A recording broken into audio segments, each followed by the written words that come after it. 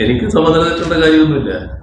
സാധാരണ നമ്മൾ ഓരോ കാര്യത്തിലും പാലിക്കുന്ന മര്യാദകൾ, ആ മര്യാദകൾ പാലിക്കാതിരുന്നാൽ പ്രതികരണം സ്വാഭാവികമായിട്ട് അതിനനുസരിച്ച് വരും. അല്ല, അത് നിങ്ങൾക്ക് എന്തെങ്കിലും കിട്ടുമെന്ന് വിചാരിച്ചിട്ട് പോയല്ലോ, നിരാശരായല്ലോ. അതല്ല, എനക്കറിയാതൊക്കെ അത് അവിടെ ആരെങ്കിലും എന്നെ എതിർക്കാൻ വേണ്ടിയോ LDF എതിർക്കാൻ വേണ്ടിയോ വന്നതല്ല. ചില ഘട്ടത്തിൽ ചില പ്രത്യേക ആവേശക്കാരുണ്ടാവില്ല, പലതരത്തിലാണല്ലോ ആവേശം വരിക. ആ ആവേശത്തിന്റെ ഭാഗമായി ചോദിക്കുന്ന ചോദ്യമാണ്.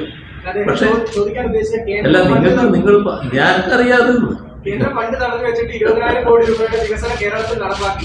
ഇന്ത്യയുടെ വികസനം എങ്ങനെയായിരിക്കും എന്നുള്ളതാണ്. അങ്ങനെ ചോദിക്കാനല്ലോ പത്രസമ്മേളനം പൊതുയോഗം എന്ന് പറഞ്ഞാൽ. ഈ പത്രസമ്മേളനത്തിൽ നിങ്ങൾ ചോദിക്കുന്നത് എന്തുകൊണ്ടാണ്? ഈ പത്രസമ്മേളനം ആയതുകൊണ്ടല്ലേ.